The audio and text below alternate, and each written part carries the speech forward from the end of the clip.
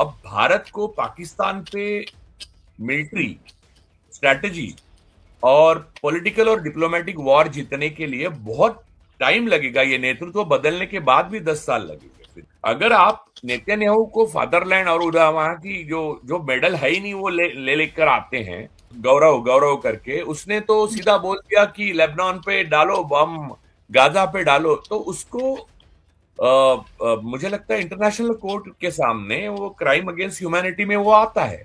वो दिन रात चिल्लाती कि भारत हो गया विश्व गुरु, भारत हो गया विश्व गुरु, यहाँ पर आए हैं ईरान और अमेरिका, ये सब करते, लेकिन ये हो न सका। ये हुआ पाकिस्तान में। एक मोदी जी के राज और उनके दोस्तों के राज छुपाने के लिए 150 करोड़ का देश बलि चढ़ रहा है। उनको उसको काम पे रखने वाले और उसके आका जो है पॉलिटिकल, वो सारे आते हैं, क्योंकि मोदी जी भी है। ट्रम्प आपका 25 बार आपका यानी आपके देश का अपमान करते हैं, आप जवाब नहीं देते। किस बात से? अरुणाचल के गांवों के नाम चीन बदलता है, आप जवाब नहीं, आपके मुंह से उस तक नहीं निकलता। अगर नहीं गए जल्दी, 29 तक विपक्ष ने इंतजार किया, तो सिर्फ बर्बाद, एक कंगाल और बर्बाद देश आपके हाथ में आएगा, जैसे नॉर्थ अफ्रीकन देश होते हैं वैसा, और उसका कुछ किया नहीं जा सकता।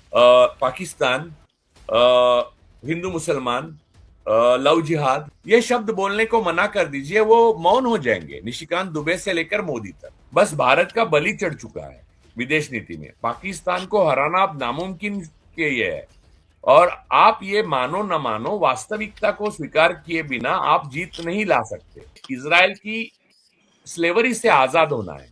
We are enslaved by Israel because Modi ji की कुर्सी उनके ऊपर निर्भर है, क्योंकि चाइना ने अरुणाचल में गांवों के नाम बदल दिए। वहां अमेरिका मोदी जी को ब्लैकमेल कर रहा है। नेतन्याहू का सहारा है, उनके पास भी इनके राज है, और क्योंकि नेतन्याहू के पास तो सबके राज है। इजराइल का काम ही वही है, एप्स्टीन फाइल उसी के लिए बनी। एप्स्टीन फाइल में इनका नाम है। 16 पन्नों का जो रहस्य है वो तो राहुल गांधी ने बोल भी दिया है। तो ये सारी बातें देखते हुए एक मोदी जी के राज और उनके दोस्तों के राज छुपाने के लिए 150 करोड़ का देश बलि चढ़ रहा है। ये मॉरल ऑफ द स्टोरी है। उसमें वेस्ट बंगाल भी आता है। तो कोई भी आश्चर्यकारक अगर चुनाव का नतीजा आए, आप विश्व गुरु हम थे, अब हम कोई विश्व गुरु नहीं है, एक हिंदू मुस्लिम की आग और इवेंट में झोंक दिया गया है, जहां रियल सवाल बिल्कुल दब गए हैं। देखिए बुशरा जी, 12 साल में से 10 साल तो कम से कम मैं खुद और मेरे जैसे बनी परकला प्रभाकर जी और कई लोग बोल रहे हैं, मोदी जी का नेतृत्व कोई एक डिप्लोमेट या स्टेट्समैन या इंटेलेक्चुअल का नेतृत्व नहीं है। उनका नेतृत्व पूरी थिएट्रिक्स पे चलता है, और पीआर एजेंसी जो विदेशी है वो उनको चलाती है। वो डायस्पोरा, वो सारी चीजें शुरू में वो उसका जो उसकी जो झांक थी, उससे थोड़े लोग बह गए, लेकिन धीरे धीरे लोगों को पता चला कि ये एक्चुअली कुछ भी नहीं है। वैसे हो जाएंगे। उनको मैं बताता हूँ, मुसलमान, पाकिस्तान, हिंदू मुसलमान, लव जिहाद, फिर ऐसे 6-8 शब्द हैं, वो आप बोलने से मना, नेहरू, ये शब्द बोलने को मना कर दीजिए, वो मौन हो जाएंगे। निशिकांत दुबे से लेकर मोदी तक। हमारे और ईरान के 3000 साल पुराने संबंध जो है, वो इन्होंने अपने पर्सनल फाइल्स के लिए दांव पे लगा दिए। और वो इनका जो एक जो शार्प शूटर है इनके मीडिया पे, जो गौरव गौरव करके, उसने तो सीधा बोल दिया कि लेबनान पे डालो बम, गाजा पे डालो, तो उसको मुझे लगता है इंटरनेशनल कोर्ट के सामने वो क्राइम अगेंस्ट ह्यूमैनिटी में वो आता है। और वो नहीं आता, उनको उसको काम पे रखने वाले और उसके आका जो है पॉलिटिकल, वो सारे आते हैं, क्योंकि मोदी जी भी है। अगर आप नेतन्याहू को फादरलैंड और उधर वहां की जो जो मेडल है ही नहीं वो ले लेकर आते हैं, ट्रम्प आपका 25 बार आपका यानी आपके देश का अपमान करते हैं, आप जवाब नहीं देते। किस बात से? अरुणाचल के गांवों के नाम चीन बदलता है, आप जवाब नहीं, आपके मुंह से उस तक नहीं निकलता। और झालमुड़ी खाने के टाइम आप प्याज खाते हैं, वो उसको बोलने के लिए जाते हैं, 10 रुपया उसको देते हैं। ये आप किसको बता रहे हैं? यहाँ की जल, जंगल, जमीन, सारा एक क्रोनी को आपने लुटा दिया है। उसके खिलाफ बात करने की किसी भी कोर्ट की हिम्मत नहीं है। कोई भी हमारा जज इसके खिलाफ कोई ऑर्डर नहीं दे सकता, और आप 10 रुपए की वो झालमुड़ी खरीद रहे हैं ऐसा दिखा रहे हैं। नहीं नहीं, ये तो आपको लेना ही पड़ेगा भाई। आप समझिए कि कल अगर वेस्ट बंगाल में इनका शासन आता है तो झालमुड़ी वाले पर पहले बुलडोजर चलेगा। आपका पूरा अरब कंट्री में आपके लोग जाते हैं, वहां व्यापार करते हैं, उनको क्या वो लोग रोज नमाज पढ़ने पे मजबूर करते हैं क्या? अंबानी, अदानी, वेदांता के अग्रवाल, ये वो सब मध्य पूर्व में काम करते हैं। कभी उन्होंने आपको कहा कि वहां पर हमसे 5 बार नमाज पढ़ाएं क्योंकि हम कारोबार करते हैं?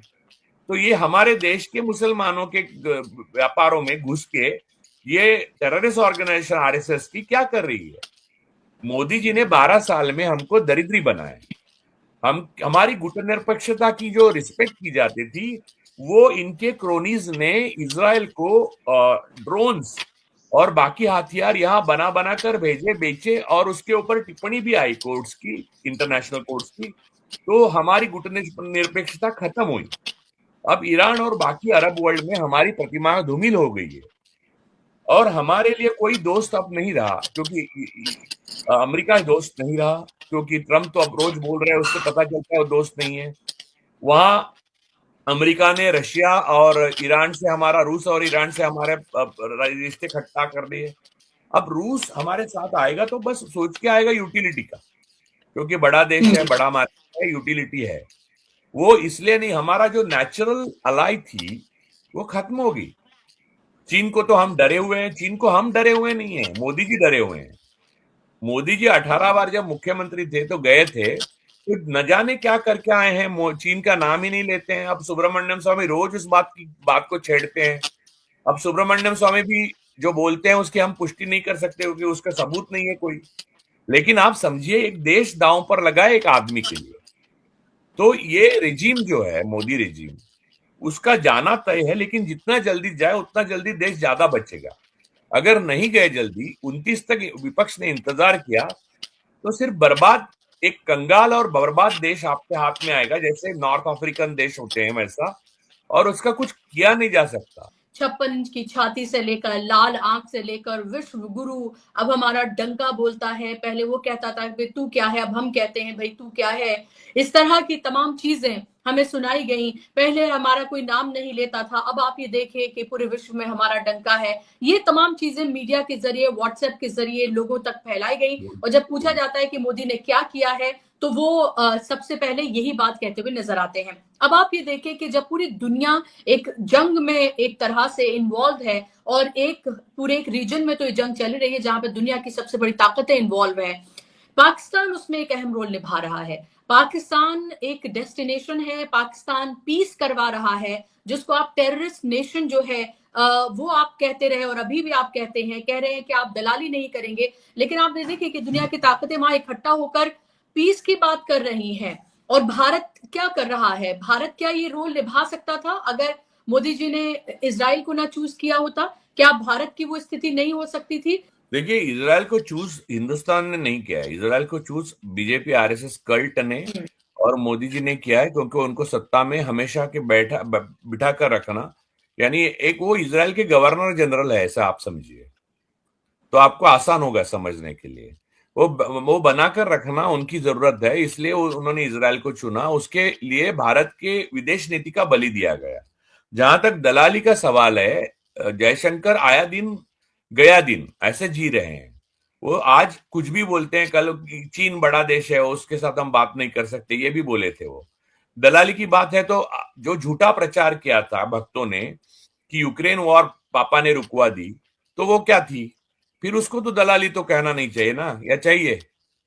तो बात यह है कि आप अगर आपके भूमि पर, यहाँ पर वो ऐसी एक मीटिंग होती ईरान और अमेरिका की, तो सारे जगह पर अपनी झुग्गी झोपड़ियों को ढककर मोदी जी सारे जगह अपने तस्वीरें लगाते, फिर भाजपा के झंडे लगाते, और दुनिया भर में डंका पिटते कि विश्व गुरु का विश्व गुरु है। और वो जो महिलाएं जो गोदी मीडिया में काम करती हैं, वो दिन रात चिल्लाती कि भारत हो गया विश्व गुरु, भारत हो गया विश्व गुरु, यहाँ पर आए हैं ईरान और अमेरिका, ये सब करते।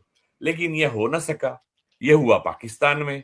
और आपको मैं एक बात बताता हूं, ऑपरेशन सिंदूर में जो भयंकर कटु अनुभव हमारी सेना को, हमारी राजनीतिक जो बीजेपी की निर्णय और मोदी जी के नेतृत्व की वजह से लेना अनुभव आया, जिसमें हमारे फ्लाइट गिरे, बहुत सारी चीजें हुई, बहुत नुकसान हुआ। ये सारे के बाद अब भारत को पाकिस्तान पे मिलिट्री स्ट्रैटेजी और पॉलिटिकल और डिप्लोमेटिक वॉर जीतने के लिए बहुत टाइम लगेगा। ये नेतृत्व बदलने के बाद भी 10 साल लगेंगे फिर से, क्योंकि यूनाइटेड नेशन से लेके मिलिट्री तक और चाइना के साथ जो संबंध जोड़े हैं पाकिस्तान ने, और बाकी सारे अब अरब मुल्क और वो सब ईरान के साथ, तो उसके बाद उन्होंने हर हर हर मोर्चे पर भारत को शह दिया है। और वो सिर्फ सह रहा है भारत, क्योंकि मोदी जी की जो राज है वो छुपाने हैं भारत को।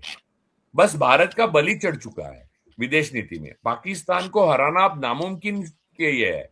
और आप ये मानो न मानो, वास्तविकता को स्वीकार किए बिना आप जीत नहीं ला सकते। हमारे जो मिलिट्री के जनरल्स है, हमारे मिलिट्री के वो, आपने नरवणे की किताब को जिस तरह से दबा दिया, उसमें लिखा था ना कि क्लियर ऑर्डर नहीं, जो उचित समझो वो करो। इसी लाइन पे पूरा देश चल रहा है, जहां जो यानी पुलिस अफसर है, जो उचित समझो वो करो। तो वो हर कोई दबा के करप्शन कर रहा है। लॉ एंड ऑर्डर की कोई बात नहीं है।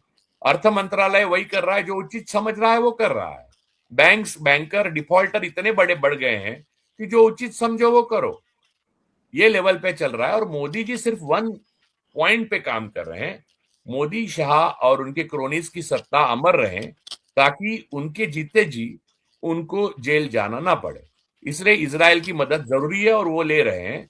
वो क्राइम अगेंस्ट ह्यूमैनिटी हो, वो डिसेंसिटाइजेशन ऑफ हमारी आर्म फोर्सेस हो, डिसेंसिटाइजेशन ऑफ हमारी एग्जीक्यूटिव हो, हमारी इंस्टीट्यूशन की कोलैप्स होना हो, देश की जंगल जमीन तोड़नी पड़े, कुछ भी करे, उनको कुर्सी में बैठे रहना है। That's all.